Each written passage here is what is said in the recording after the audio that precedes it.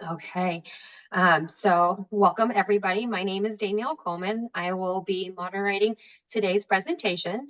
Welcome to our latest Wonder Chat titled The Grieving Child, How to Prepare Children Naturally for Loss and Death.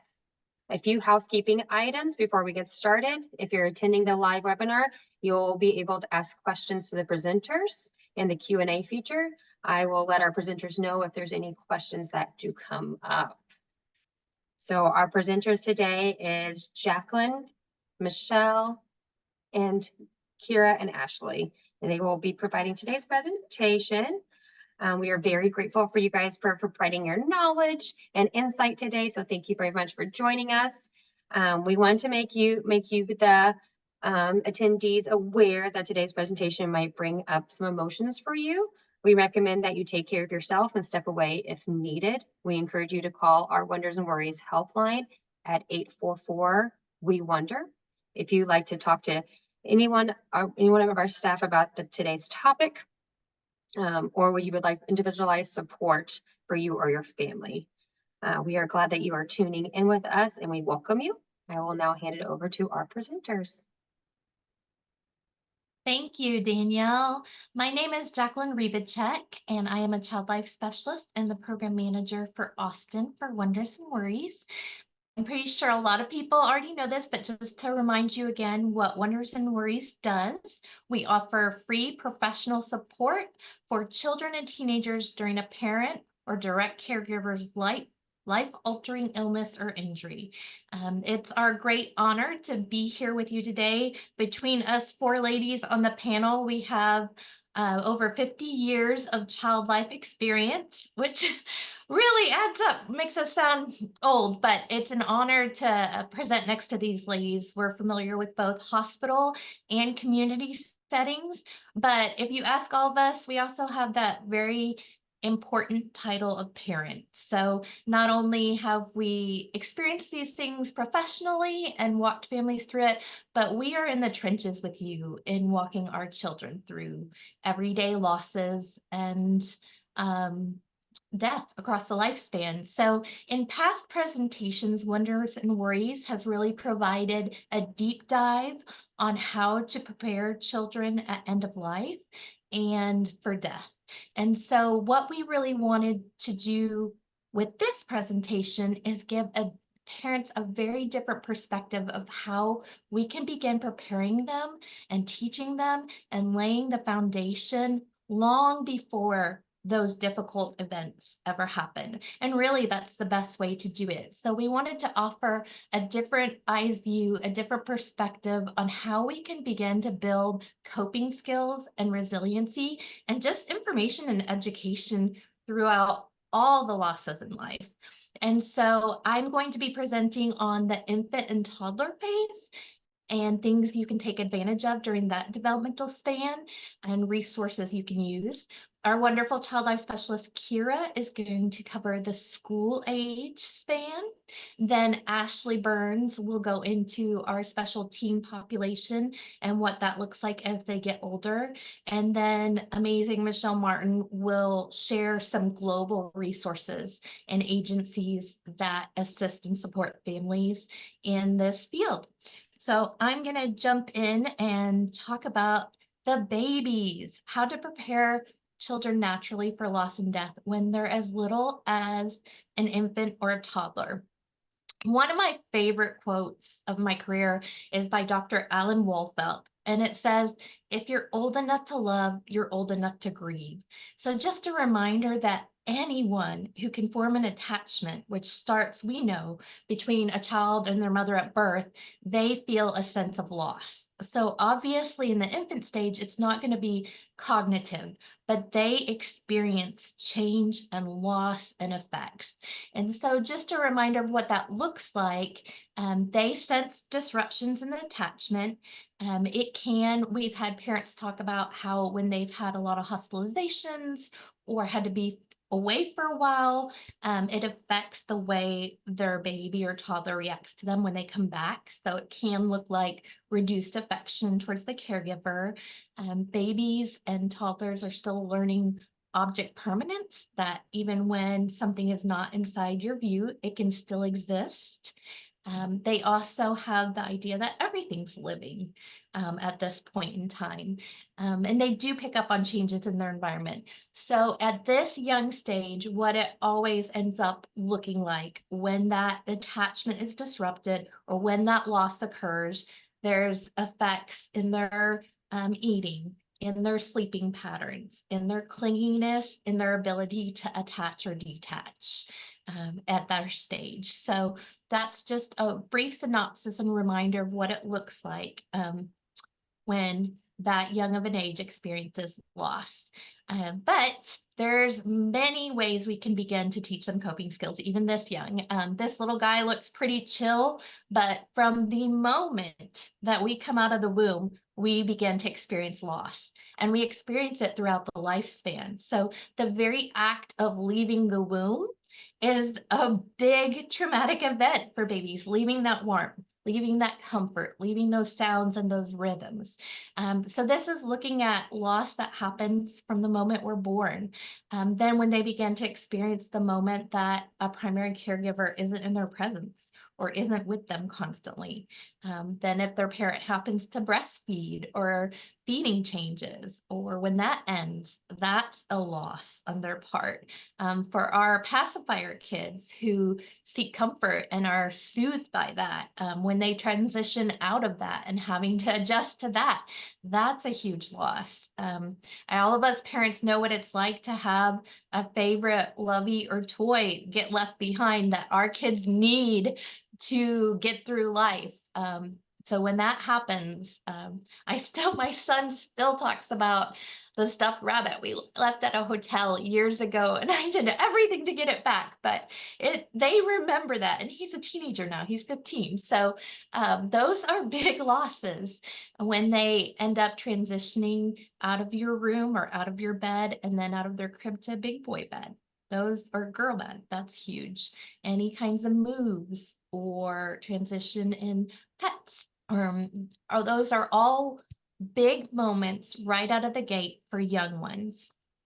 So we're going to talk about how you can use those really touching, sentimental moments for them, those meaningful moments for them to begin to create a foundation of understanding and coping skills and resiliency. So at this stage, the big thing to remember are the R's: role modeling, routines, and rituals. That is where these infants and toddlers are going to feel safe again. That is what they need to feel comfort and establish coping. They need us to role model the appropriate responses. They need routines maintained, sleeping and eating and caregivers, and rituals. And so what that looks like as they begin to grow into more the toddler age and are more able to play and act and move their bodies, we use play predominantly with this age group because they don't necessarily have the wide range of verbiage, but the toys are their words, right? That's the premise of play therapy. They can't quite communicate what it is they're experiencing, but the toys are their words. And so you can use figurines or doll houses or baby dolls to act out things. You can use little army guys, Lego guys, soldiers. We have castles with villains and dragons to begin to help them act out and respond to separations, hospitalizations, losses. Creating little songs for them can help them. Saying goodbye to Binky or saying goodbye to a big boy bed. At this age, the repetition and meaning of song is really helpful for them, helping them have that coping linking object that they can take everywhere, whether it's their lovey or blankie or pacifier. I remember my little sister had a baby beans doll that she carried everywhere with her. It was a doll that was kind of weighted with beans, but the part she loved the most was the silky ribbon, and she would suck her thumb and just stroke the ribbon, and that was her calming. And my parents could have killed me because I don't know what I was thinking. I'm 2 years older, but as her big sister, I thought it was my role to help her kick this habit. And so one day, and I really thought I was helping, I cut off the ribbon part. And my mom was so at a loss in removing her coping strategy out of the blue. And so those objects are important. And what we want to do as they get older into the school age, we want to replace that with internal soothing, right? But very much in the younger years, it can be in the form of an object. You can use social stories or sticker stories to help them understand one of these losses or transitions. So that means creating a story just for them about a boy or a girl who's about to get a big boy bed and they're so excited. And these are the things they do. Or sticker stories is just taking really simple stickers. I did this with my son when he was about to ride the bus for the first time for school. So we had a school bus sticker and little feeling spaces stickers, and we put them on paper and created a story. Step 1, 2, 3. We're going to walk to the bus. How do we feel about this? Then the next step, we're going to find a seat. And so in really simple ways, we can begin to help them understand what's about to happen, but also express emotion about what's to happen. And then simple childlike books and cartoon episodes. So I found some really great resources for some of the big losses and transitions during this stage, between giving up a pacifier, transitioning, separation anxiety, and even death. And I really vetted for the top content that represents the best of what child life language we would like to use. And so obviously Daniel Tiger, Sesame Street, if you're dating things, man, that programming is timeless. They still have wonderful verbiage and messages. And Bluey, those tend to be right now the top ones that really communicate effectively, and help develop that resiliency. And if I could have found the OG, the original Mr. Rogers, I hope they release all of his episodes again. I consider him like a pseudo child life specialist. Even in original, his content was so good and so honest and so child friendly in helping children understand these transitions, through a cartoon, through puppets, through stories, social stories. He used all of these things. And then I wanted to mention specifically when the loss, those are things to think about, teachable moments to think about that are happening to every infant and toddler throughout their life. But if it's specific to death and they are going to lose a young loved one at this very young age, these are some resources to think about. We always think about legacy building, gathering things of that person that they will have as a keepsake. So lots of pictures always with them with their loved one.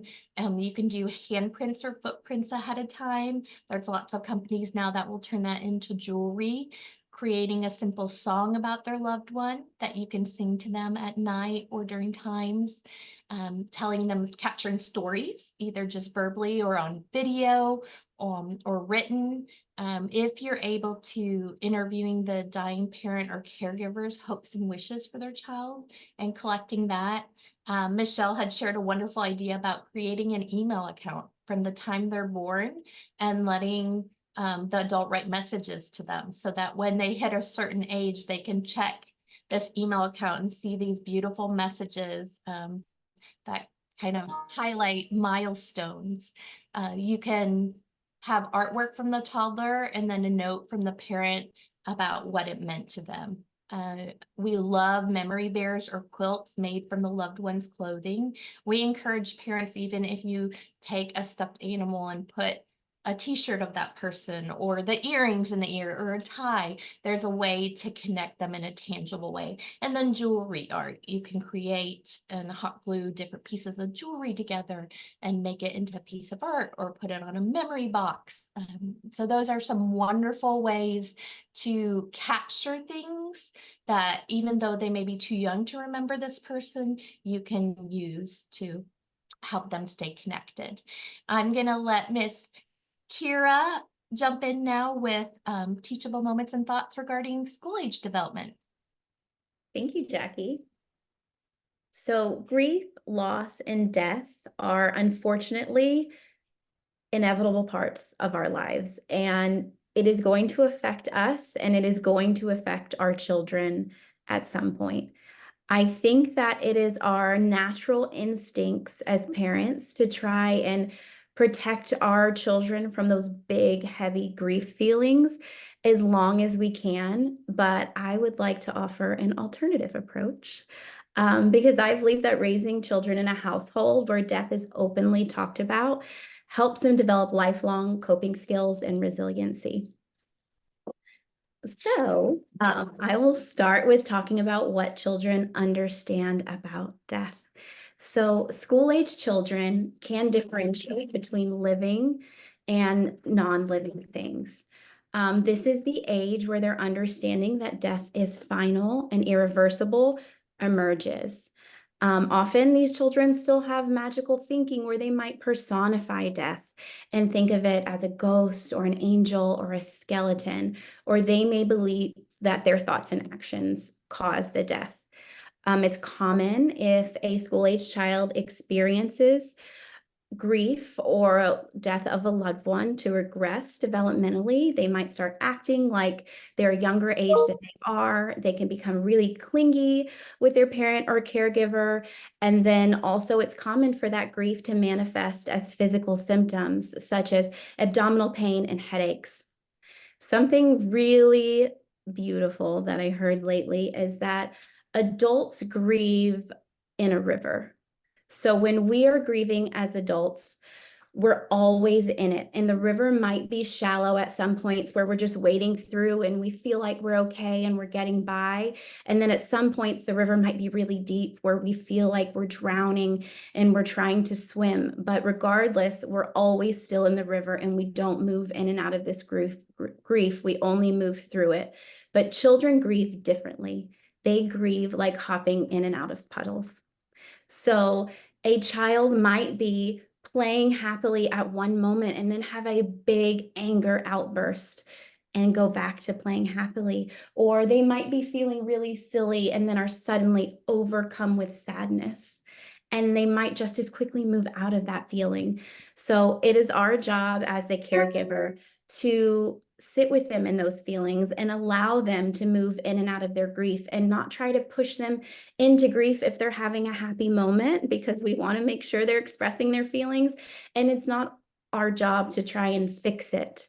And of course, support them, but giving them the space to be able to feel those big, heavy feelings. So unfortunately, when my children were young, we knew that there was an inevitable death in our family. We didn't know exactly when it was coming, but we knew it was coming. So I started preparing my children to understand death and what it was at a very young age. And even if you do not have a death that is upcoming in your family, it's still really important to start having these conversations with your children because life is unpredictable. And it is so much easier for a parent and for a child to have these conversations without the big emotional charge. It's so much easier for a child to learn what death means looking at a ladybug instead of explaining it to them when they've lost a loved one. So this can start really simple and easy. If you see a squirrel on the side of the road or a dead ladybug on the patio or a fly that's died in your window, you can just say, hey, what do you notice about that bug? You're right, it's not moving. It died. Do you know what that means? Death or to be dead? It means its body stopped working.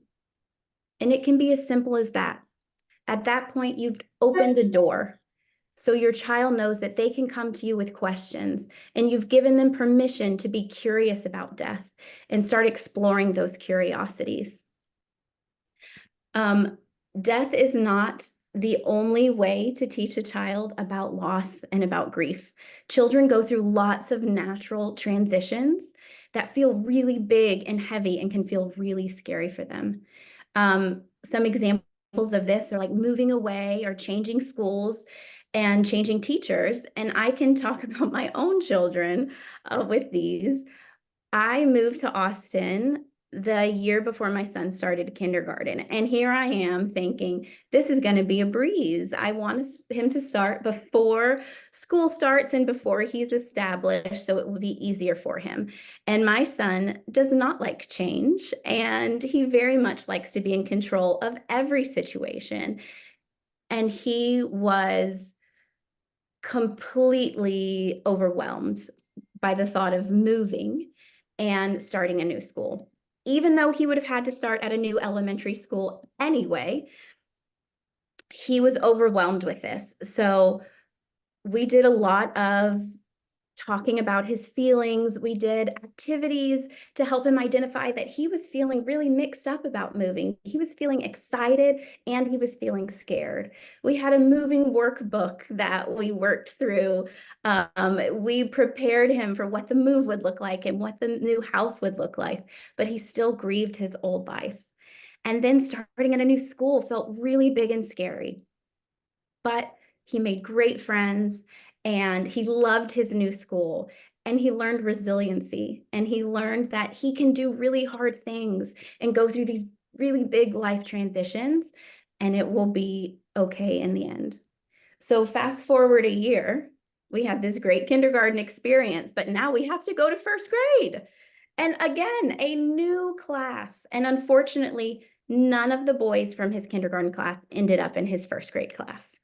And again, he was devastated. Who is he going to sit with? Who's he going to hang out with? Why are all of his best friends in the same class? And he's with this Miss Shapiro. Why is he with Miss Shapiro when everyone else is with Miss Riley? And I was kind of right there with him, like, man, maybe I'm kind of wishing we were in Miss Shapiro. That's where all our friends are. I mean, in Miss Riley. But fast forward, we go to first grade. Miss Shapiro is hands down the best teacher that I could have ever imagined. He made new friends and everything was okay. Then we go to second grade. I'm nervous. How is he going to handle this? He did great. He'd already had two experiences where he learned that he can do really big things and he can do hard things, and he's going to be okay in the end. Because coping is like a muscle. And the more you flex it and the more you have an opportunity to grow that muscle, the better you become at it. So while this is a very different loss than some children experience, it's still a loss, and it's still growing resiliency and coping skills.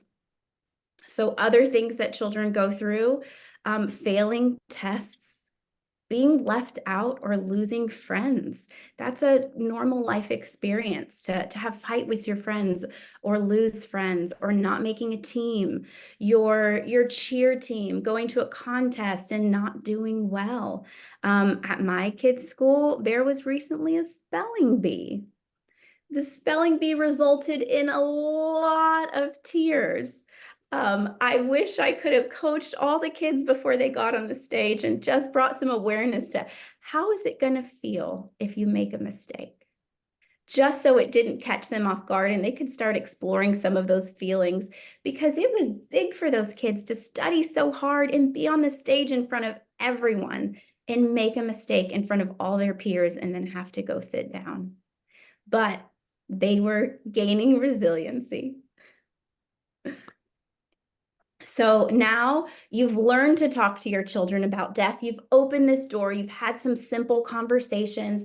You've given them bite-sized information and given them time to process. Now what? Now what? They've gone through some hard things. You've been talking about coping and resiliency. Now you continue the conversations. And I'm not saying you need to live in a home that's morbid and you only focus on death, but there are so many examples in children's books and movies that highlight death and loss and grief. These are just a few examples that you can look to, but there are so many more. I mean, honestly, you could just pull a Disney movie out of a hat and there is probably some sort of grief or loss storyline. So we do not need to hold a memorial service for Queen Iduna and King Agnar from Frozen, my children's favorite movie. That is not what I'm asking you to do, but these are really good places to start conversations about death. You can just ask, what happened to Anna and Elsa's parents? And see what your child says. And that's a good place to start your assessment, or to just leave that door open and let your children know it's okay to have those conversations. You can say, how did that make you feel? How did that part of the movie make you feel? And again, you do not have to have all of the right answers.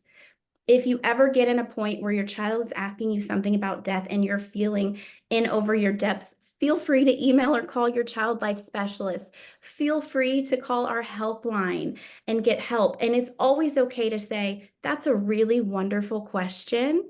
And I'm going to take some time to think to make sure that I give you a wonderful answer. It's okay to not have the answers. But the goal of this is to let your child know that you are a safe person that they can go to, and that you will answer their questions, and that it's okay to feel curious about death. It's okay to wonder about it. It's okay to be afraid of it. So to share a personal example from my own childhood, when I was 12, my dad was diagnosed with non-Hodgkin's lymphoma. And my dad is one of the most important people to me in my life. I love him so, so very much. And I was afraid. I was afraid of what that meant. And I was afraid that he would die. And when I brought those fears to my mom, my other caregiver, and this is not anything against my mom. She was doing the best she could with the coping skills she had and with the tools that had helped her in her life. But she said, Kira, do not even put that in the universe. Do not talk about it. Do not think it. You need to stay positive. That is not going to happen. And that conversation didn't feel supportive to me. It didn't make my fears get smaller. It just made me feel ashamed of having them. And it made me feel alone in my worries. So the goal of this is to keep lines of communication open with your child, to normalize death, because it's something that all of us have or are going to experience in our lifetime. Other ways that you can bring up death conversations with your children are holidays that are around death, like Memorial Day. There's always natural disasters and wars on the news, unfortunately. Not always appropriate to talk about that with younger children, but with older school-aged children. And then I've also provided a few examples of books. So the top 3 books are picture books, which would be more appropriate for the younger school-aged children. And then the bottom 3 are chapter books. Harry Potter, which a lot of us know. A Boy Called Bat is a sweet one. It is about a boy who is on the autism spectrum, and his mom is a vet, and they're rehabilitating a skunk. And he very much falls in love with the skunk and does not want to let the skunk go, but they're only keeping the skunk at their house while it needs feedings every few hours. And it's about his story of learning to let go of his just skunk Thor that he's madly in love with. And then Noah Barley Water Runs Away is a story about a boy who runs away and goes on these fantastical adventures. And then at the very end of the book, you find out that he has run away because his mom is ill and he is afraid to face that. So some other resources, some of these are similar to what Jackie said.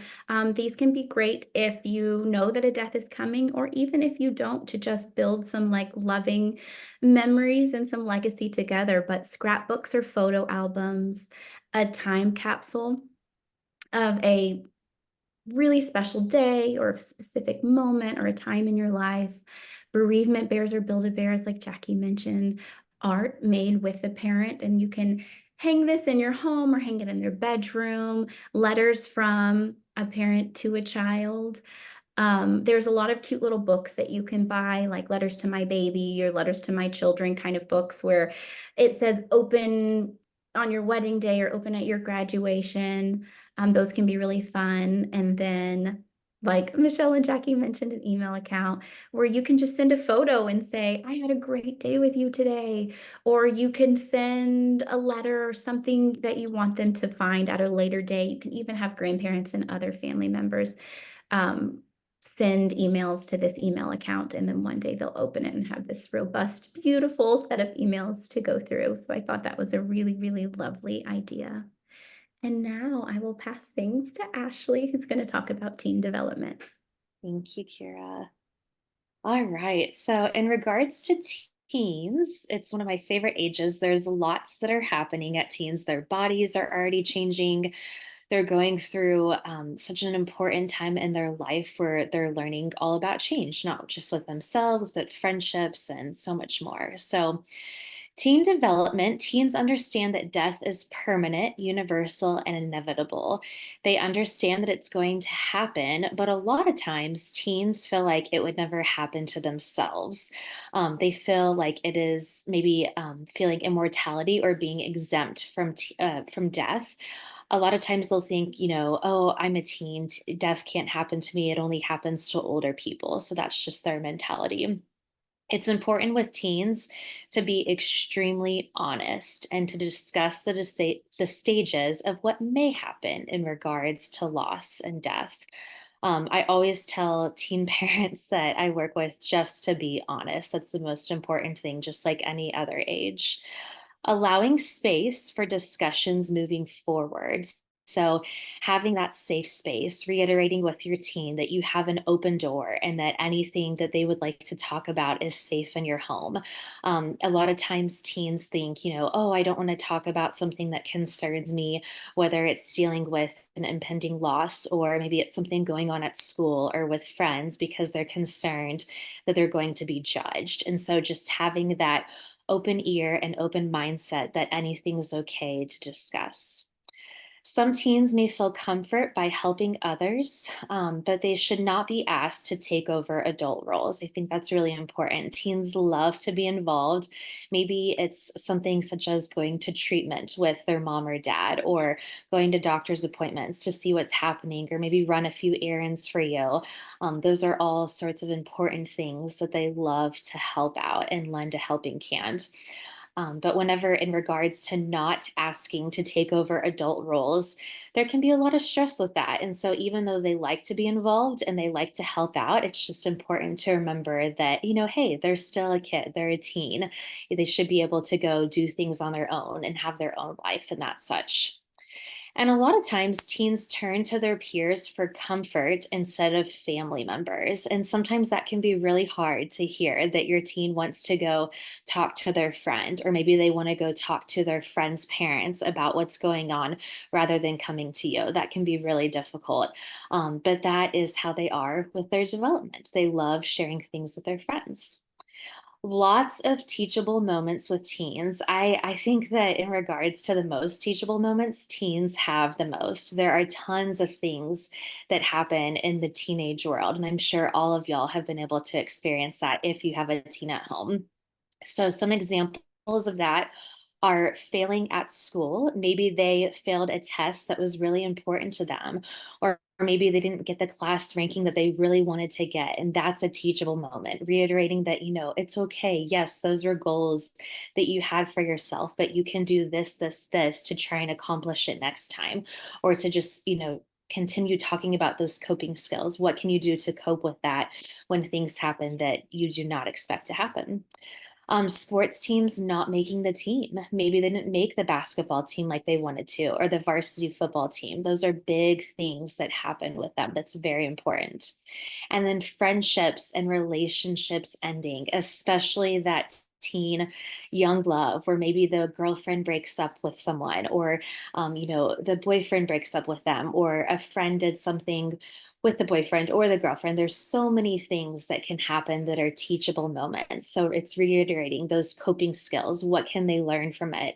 How they can handle it? What can you help them with? And just simply listening helps a lot of the times. Maybe they've taken a driver's license test, or they don't have a car like their friends do and they want a car. That's a teachable moment.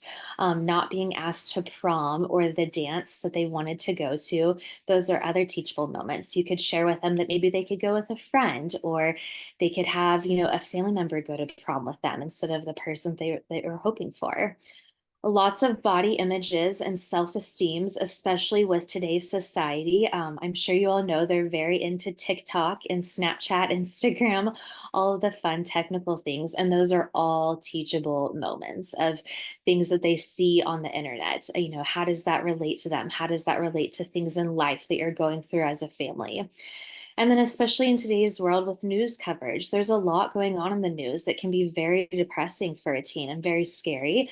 And just reiterating, these are things that happen in life. And what does your family do to cope and to be able to process that? And what does your teen like to do to cope? Do they know the coping skills that they can do or things that help them be able to process those? Um, Not getting into the college that they wanted to go to. That's definitely a big thing that's very hard on them for. And then there's lots of different things that you can do to help out for teachable moments. Maybe you're taking a vacation and you have a family trip. You can stop and see a memorial. There's things like the Holocaust Memorial, or there's cemeteries like veteran cemeteries up in Washington that are wonderful teachable moments about death and legacy and all different things that you can interact with them with. So, using those opportunities to talk about death and traditions that you have together as a family. Or there's even field trips and school experiences. So, using those moments to discuss loss. Maybe they're taking a field trip to another museum that's a history museum. And, just as Kira had said, you can see something such as, Anne Frank, which we'll discuss in a second, and say, like, hey, what do you know about death? Or how do you think her family felt the grief and the loss of not having her? Or, just different things, all of those opportunities to open that door with the teen. Okay, so some legacy resources. There's a lot of things in today's world that focus on loss in general and death that are wonderful resources. One of the biggest things that I always suggest is informing your teens' friends about what's going on in your life. So, just as I had said earlier, a lot of teens like to share what's happening with someone that they love who's sick with their friends and their friends' family members. And so just making sure that those friends' parents are on the same page as you. Maybe you have a different treatment plan that you're going through. If you're close with your child's family friends, or their parents, I should say, or guardians, you can inform them, like, hey, this is what I'm going through. Or if you are expecting a loss in your family, or you had a pet dog that passed away, just informing their friends so everyone's on the same page and know what's happening in your life as well. Some wonderful book examples that can open the discussion about loss are, Anne Frank, Harriet Tubman, Rosa Parks. Those are all wonderful, great things that they may have already learned in school just to open up that discussion.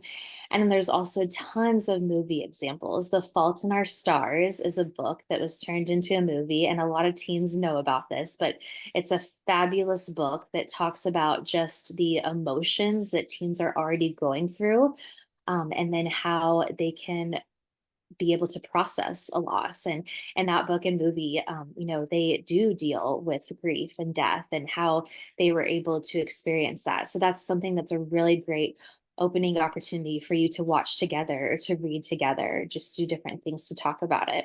Stepmother is a little bit of an older movie. It's one of my personal favorites. That's a great one too, that talks about changes happening in a family and the emotions that go with it. In that movie, the kids get really upset that they have a new stepmother and then their mom is passing away from cancer. And so it's just a fabulous movie to look at all those emotions and the things that you go through as a family and how it can be frustrating. But here's things that you can do to cope and how kind of happiness comes out of sadness at times. A Walk to Remember is another fabulous one. That one is also a book by Nicholas Sparks. A lot of teen girls like to watch that movie and read the book as well because it's a fun, true love story that also deals with death. And then Netflix has been really great lately about opening up the door to talk about loss and death. Alexa and Katie is really popular right now with teen girls. It's about a relationship where they're two best friends and one of them is sick. And so, learning about what she has to go through with her illness and all of those different emotions. And then Good Grief is one that just got released last week. It is rated R, so just a heads up for that, but it's fabulous. It's created by, I can't remember his name, which I apologize, but it's a character in Schitt's Creek, which is a fabulous show. It's hilarious. But he created this movie to talk about grief and how he experienced his own grief in life. And so that's another way to really open that door again. And then creating traditions for everyday emotions. Just like we previously said, there's so many emotions that these teens go through every single day that you can relate it back to how they cope and process and deal with it. But it's fun to create traditions. So you can go out for ice cream every time that they have a friendship fight or a friend loss, or maybe they did something at school where they, were not able to join the football team, or just different things where you can have that tradition that anytime there's a loss, you can go out for ice cream or do different things just to be able to cope with the teen, process it, all those different feelings. And then the little traditions that validate their feelings and help them cope. So that would be going out for ice cream, watching a movie together, reading a book together, having their favorite food. Or maybe they just want to sit and have some candy and chocolate and talk about how they felt as to how that happened to them and what helps them cope when things do happen, such as loss. And then one of the things that they also love is Spotify, the music world. So creating music to communicate. Maybe you can create together a Spotify playlist of anytime they have a loss, what are their favorite songs that they like to listen to? Or there's also something called the Calm app where they can download some music to kind of calm down and do yoga together, just all different things to really open that door to discuss loss. And then in regards to death, some legacy resources. If death does occur in your family, teaching your child your skill. So this kind of relates to, prior to death happening, but what is something that you would like your teen to learn that you can do? And even if death has occurred, you could show them videos about something that you have learned whenever you were their age, or maybe how to paint or sew, or anything that you enjoy that you would like to pass along to your teen that you feel is important for them to know. Creating a video together with your teen. Have your teen write down questions that they would like to know about you. They all have their iPhones, and so there's also different apps that you can use to make videos together. But it's fun for them to go back and watch it, such as what would your wedding day look like? What was your favorite part of your childhood? Tell me about a time that you messed up in life, and looking back on it, what would you wish you had done differently? Just different things that they can always watch and have to move on throughout their life. Handprints are a wonderful way for you to have that connection with your teen. Just as Kira and Jackie had talked about, you can do like thumbprints on a necklace for your teen to have, leaving a lock of hair for your teen to remember them, or maybe you have a wedding dress that you would like to share with your teen, or just little things like that, legacy things for them to remember. And then arts and crafts or pictures together. Maybe, you are expecting to have grief in your family and you would like to build that legacy by having a family photo session done, or photos just with you and your teen, or leaving them behind those photos for them to look back and see memorable times together, the two of you as a family, or just the two of you together. And then letters to a loved one. Kira had briefly also mentioned this, but especially for teens, it's so meaningful to have letters written to them on their graduation day, their wedding day, maybe the day they go off to college, or they, start a new career. What's something that you would like to share with them that they can remember? And then creating a photo book with your teen as well is also super important and meaningful. And then I'm going to go ahead and pass it along to Michelle. Michelle has wonderful different types of grief and loss resources for you. Thank you, Ashley. Mhm. Yeah. So there's many different support groups. These are, this is not an exhaustive list. I'm just going to highlight some of those that either we've had clients utilize our services, or we have a working relationship with them, or we just clearly know who they are and what their support is like. So one of them is this camp called Camp Braveheart. It's through Hospice Austin, and it's a free camp for children and teens. They are a group that is grieving the death of someone in their life. Um, it's a fun camp. So it's in the Texas Hill Country. It's 4 days, 3 nights. It's really a chance for teens and children to be together with that peer support. It is still a camp, but they also have that commonality.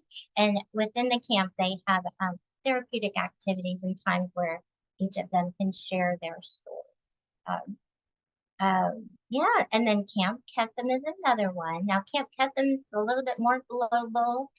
This sweet family is a Wonders and Worries family, and this this picture is quite dated because now the son's in high school and the daughter's in college. But I had the great experience to go to Camp Custom as the mental health consultant. This was several years ago, and I always say it was like the best week of my life and the hardest week of my life. It was exhausting, but it was a full-on day. Many of the campers are Wonders and Worries clients.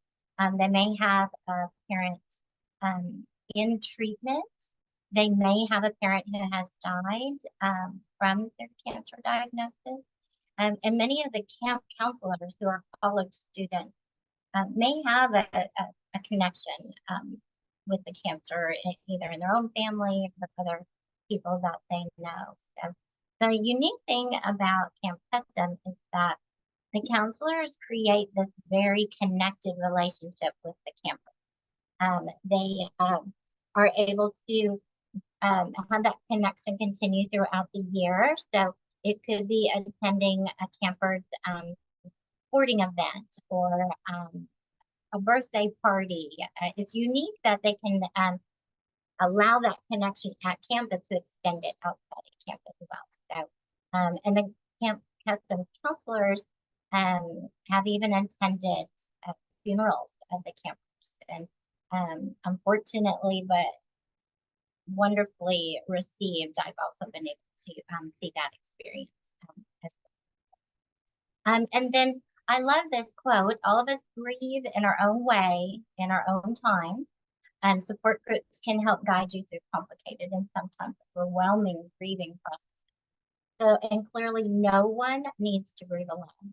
So Hospice Austin, the Christie Center, and the Austin Center for Grief and Loss, they are all entities within Austin that we know really well. And that's their premise, that no one should have to grieve alone. Sometimes we forget that. Sometimes our clients forget that.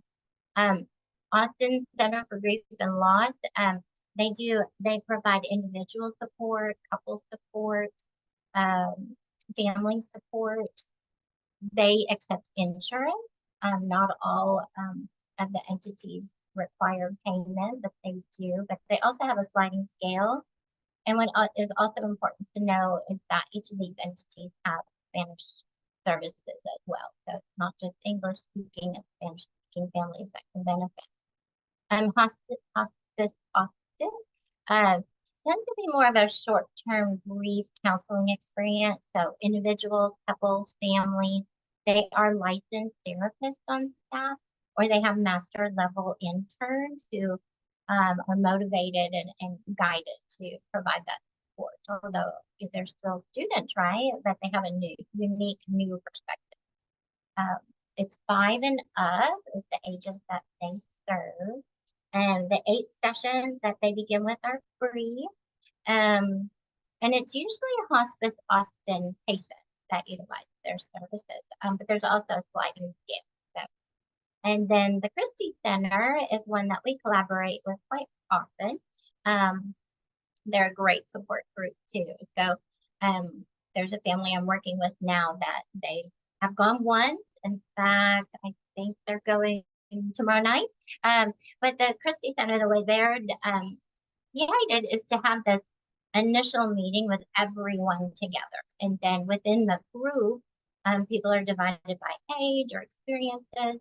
Losses and grief are not all the same. And then another great quote from Bo's Place: the death of a loved one can make you feel alone and unsure of where to turn. We've been there too, and we've learned something valuable. We are all in this together. So there's that common theme, right? No one has to grieve alone. We are in this together. We all will experience grief and loss at some point in our lives in a very so those place is in Houston. They are designed to provide children and families. They have a variety of ways of doing that. So support groups. It is free of charge. Uh, they have donation based, so those like can function at a high level. So then you don't have to pay, which is amazing. The groups are overseen by staff at both places, and then they're run by trained volunteers and also Spanish speaking um, services are available. I have a little distraction, y'all. This little puppy keeps biting on my finger, so I'm sorry if I had to bring her with me to work today. Hey, Michelle, we have a question. Is it okay if I ask yes, it? please. Of course, yes. It says, are there any support groups specifically for parents who will be / are dealing with the loss of their child's other parent? So, end of life services are a little bit harder to find. Although the National Alliance for Children's Grief, which is the one that I was about to speak on, they have resources at their website. They also have the ability to connect families across the United States. And on their website, I imagine that they would be able to help delineate, like, no matter where you are, where are those services and what is their focus. So I think that would be a great place to start, no matter where you are.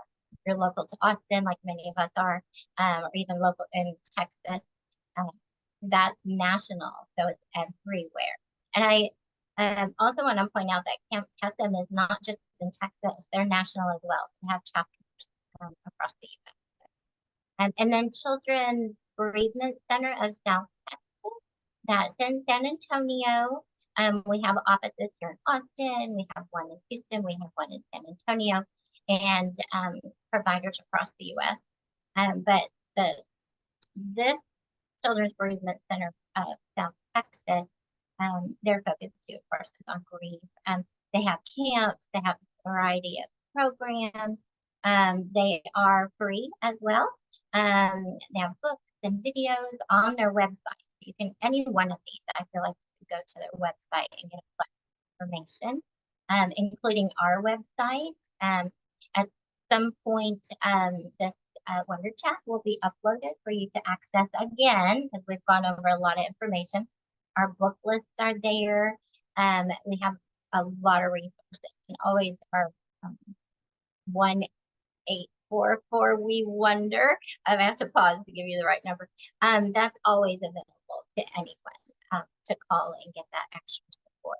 So, and then there are books, right? Books for grief and loss. There's a variety. They're written across all ages. When Dinosaurs Die is one that most people are aware of, and even many school counselors have that. It covers grief. It covers death in a variety of ways. It could be illness, it could be old age, it could be an accident. It even shows in the book different types of services. So it could be cremation or burial or other cultural types of ways to honor the family members. The memory box is another good one. Its focus is the perspective of a young child and what it's like and how you remember a loved one who's died. The little girl looking up, the name of that book is What's Heaven? So it gives a description of what that child's view of heaven is.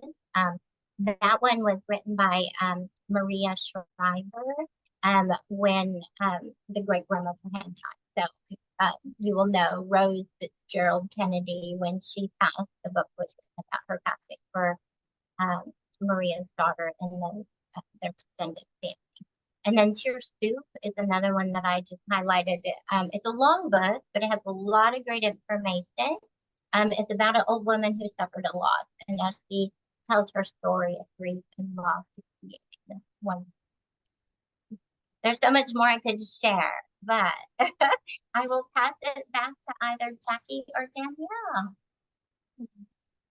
Thank you, Michelle. I really appreciate we tried to give you guys our top resources. So we know there's a breadth and width to all different kinds of books and movies, but we like to be connoisseurs of what language is the best and child friendly. So we hope that helps.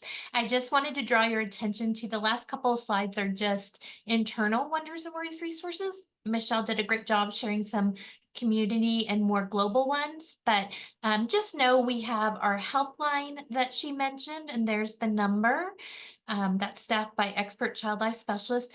We have really great apps, you guys, both for parents and professionals. We have the QR code here that you can get it either for Android or Apple, and we were really particular about what kind of information and resources we included on all different topics having to do with walking a child through illness and loss and even anticipatory grief. So those are really great resources to download. We wanted it to be like you have a little child life specialist in your pocket wherever you go to access those things. And there's links for books and videos within those apps. We also have a podcast that covers all these topics in depth and interviews real life people going through these real life issues that we talked about. And they're rich and they're inspiring and they're a great foundation for parents. And then we wanted to save some time for Q&A. So I'll let Danielle monitor any burning questions you guys might have. At this point, we don't have any extra questions. Oh, I lied. One just popped up.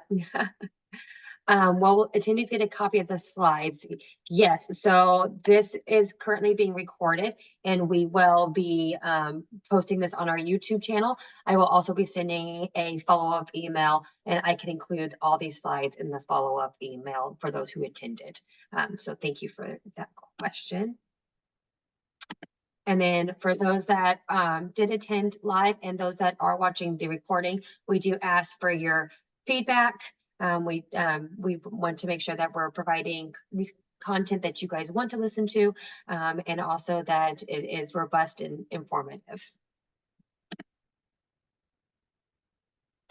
Okay, it doesn't look like we have any more questions at this time. We have about 2 minutes if anybody does have any additional questions.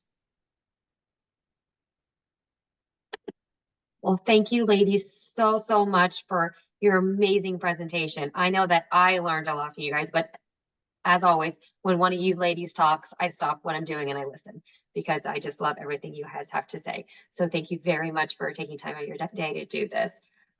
We've gotten not another question, but just a thank you so much. We really appreciated this. Also, somebody said, I never apologize for cute animal interruptions.